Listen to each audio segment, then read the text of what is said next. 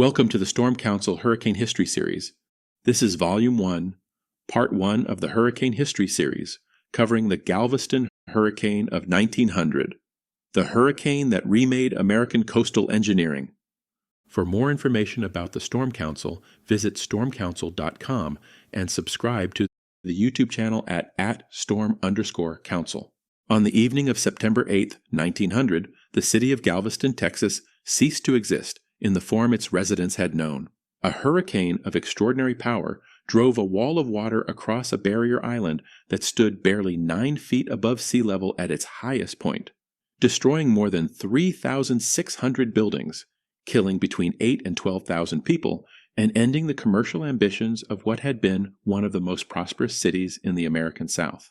The Galveston Hurricane remains the deadliest natural disaster in the recorded history of the United States, and its consequences extended far beyond the immediate devastation. It fundamentally altered the trajectory of coastal engineering, municipal governance, weather forecasting, and urban settlement along the Gulf Coast. This Storm Council series examines the Galveston 1900 hurricane disaster not as an isolated meteorological event, but as a moment of structural revelation. The hurricane exposed a set of assumptions about coastal settlement, institutional preparedness, and engineering capacity that had accumulated over decades of rapid growth. In the storm's aftermath, those assumptions were replaced by a seawall, a grade-raising project, and a new model of municipal government that would be adopted by hundreds of American cities. By the closing years of the 19th century, Galveston had established itself as the commercial capital of Texas. The city's deep-water port handled more cotton exports than any other facility in the United States, and its financial district had earned it the title Wall Street of the Southwest.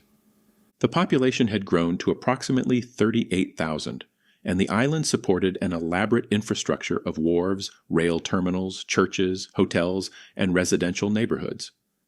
That confidence rested on a precarious foundation. Galveston occupied a barrier island approximately 27 miles long and no more than 3 miles wide. The highest natural elevation on the island was fewer than 9 feet above mean sea level. The island had no seawall, no elevated causeway to the mainland, and no engineered defenses of any kind against storm surge. The city's leaders had repeatedly dismissed proposals for a protective seawall, arguing that such a structure was unnecessary and would impede commerce. The United States Weather Bureau, established in 1870 and transferred to civilian control in 1891, maintained a network of observation stations but possessed no capacity for tracking storms at sea. Forecasters relied on ship reports, barometric readings, and cable communications from Caribbean stations. The Bureau's leadership in Washington under Willis Moore had restricted direct communication between the Galveston office and Cuban meteorologists, who had developed more sophisticated methods of hurricane tracking based on decades of experience with Caribbean storms. In late August, the storm that eventually made landfall in Galveston originated as a tropical disturbance off the west coast of Africa. It crossed the Atlantic as a disorganized wave, strengthening as it passed through the eastern Caribbean. By September 2nd, it had produced tropical storm conditions in the Dominican Republic. On September 3rd, it crossed Cuba, still as a tropical storm but gaining coherence. Upon entering the Gulf of Mexico on September 6th, the system encountered conditions favorable for rapid intensification. Warm sea surface temperatures, low wind shear, and abundant atmospheric moisture. By September 7th, it had developed into a major hurricane.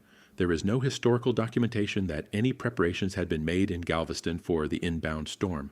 Only on the morning of September 8th did the Galveston office of the Weather Bureau, led by Section Director Isaac Klein, began observing falling barometric pressure and rising seas, but the storm's exact track remained uncertain. The hurricane made landfall south of Galveston on the evening of September 8th, with estimated sustained winds of approximately 145 miles per hour and a central pressure estimated at 936 millibars. The storm drove a surge of 15 to 16 feet across the island, sufficient to inundate every structure in the city.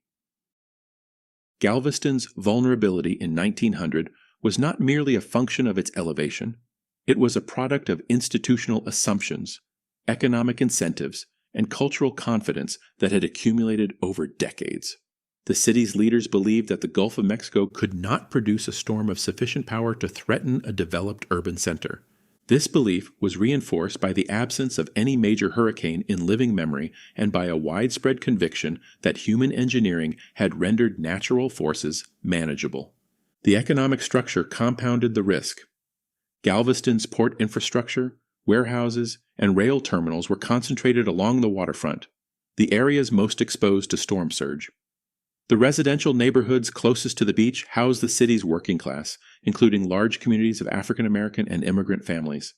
The wealthiest residents occupied higher ground in the center of the island, but even there, elevations rarely exceeded 8 feet. The communication systems that might have provided warning were inadequate. No radar, no aircraft reconnaissance, no satellite imagery. The Bureau's organizational culture discouraged local forecasters from issuing aggressive warnings without authorization from Washington. Galveston received only general storm advisories that failed to convey the magnitude of the threat. At landfall, the storm struck Galveston with a violence that exceeded anything in the experience of its residents. By late afternoon on September 8th, the entire island was underwater. The storm surge rose to a depth of 15 feet in the lower-lying areas. Buildings were lifted from their foundations and driven across the island in a mass of debris that crushed or drowned everything in its path. A wall of debris, timber, brick, household goods, and human remains, formed along a line roughly paralleling the beach, several blocks inland. Behind this line, structures that had survived the initial surge were battered by the debris mass itself, which acted as a battering ram driven by the storm's winds and currents. The death toll has never been precisely established. Contemporary estimates range from 6 to 12,000. The most commonly cited figure is approximately 8,000. The majority of deaths were caused by drowning, though many victims were killed by debris impact. Entire families were lost. The working-class neighborhoods near the waterfront suffered disproportionate casualties, a pattern that would recur in American hurricane disasters throughout the 20th century. In the days and weeks that followed, thousands of bodies lay in the wreckage, and the September heat made burial urgent.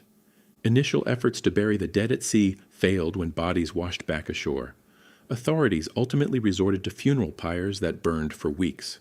Clara Barton, then 80 years old, traveled to Galveston to direct American Red Cross operations, one of the last major relief efforts of her career. The political consequences were profound. Galveston's existing aldermanic government was replaced by a commission form of government, one of the first in the United States, in which appointed commissioners held both legislative and executive authority. This model would be adopted by hundreds of American cities in the early 20th century. The most visible legacy of the 1900 hurricane is the Galveston seawall, a massive concrete structure that would eventually extend more than 10 miles along the Gulf-facing shore. Construction began in 1902. The original seawall stood 17 feet above mean low tide and was designed to deflect rather than resist storm surge. Accompanying the seawall was the grade raising of the city itself. Over several years, the elevation of the developed portion of the island was raised by as much as 17 feet. Structures were jacked up on temporary supports, and a slurry of sand was pumped beneath them. It remains one of the most remarkable feats of civil engineering in American history. The hurricane also accelerated the rise of Houston as Texas's dominant commercial city. The Houston Ship Channel, completed in 1914, cemented the transfer of economic power from the island to the mainland. At the federal level, the disaster contributed to reforms in weather forecasting. The Weather Bureau expanded its hurricane warning network and began developing more systematic tracking methods. The Galveston Hurricane of 1900 is the founding event of the Storm Council series because it established the pattern that every subsequent storm would follow. A community built on assumptions of safety, a storm that exposed those assumptions, and consequences that reshaped institutions far beyond the immediate zone of destruction. What Galveston revealed was that the systems humans construct, economic, political, communicative, and physical, are interconnected in ways that amplify vulnerability. The port attracted the population. The population required infrastructure. The infrastructure created confidence. The confidence discouraged precaution. And the absence of precaution made the disaster catastrophic. This pattern, growth, confidence, exposure, catastrophe, adaptation, is the central subject of the Storm Council. The Galveston Hurricane of 1900 killed more Americans than any other natural disaster in the nation's history. It destroyed a city, ended an economic era, and forced a reckoning with the vulnerability of coastal settlement that continues to this day. The seawall and grade raising were acts of extraordinary engineering ambition, but they were also admissions that the forces of nature could overwhelm any community that failed to respect them. More than a century later, the lessons of Galveston remain. The Storm Council is a historical narrative series examining the storms that reshaped cities, infrastructure, and human systems. Across centuries of American history, hurricanes have repeatedly exposed the hidden weaknesses of settlement patterns, engineering assumptions, economic systems, and governance structures. The Storm Council studies these moments of failure and adaptation. Through books, essays, archive entries, and analytical commentary, the series reconstructs the storms that altered the trajectory of coastal development and disaster policy. In the Storm Council framework, storms are not simply weather events. They are forces acting upon human systems. Each storm tests the structures societies build, revealing which assumptions hold and which collapse under pressure. The Storm Council records these moments in the record, a growing historical archive examining how storms reshape the relationship between human ambition and natural forces. Robert Budlock is author of The Storm Council. His work explores how storms expose structural weaknesses in human systems, revealing the consequences of engineering decisions, settlement patterns, economic incentives, and governance choices. Through the Storm Council series, Robert reconstructs the historical record of storms not simply as natural disasters, but as moments when physical reality tested the assumptions of human systems. The Storm Council project includes books, archive essays, historical analyses, and institutional commentary designed to illuminate the long arc of storm-driven change across American history. Thank you for listening to Volume 1, Part 1 of the Hurricane History Series with the Storm Council, which shines further light on the Galveston Hurricane of 1900. For more information about the Storm Council, visit stormcouncil.com.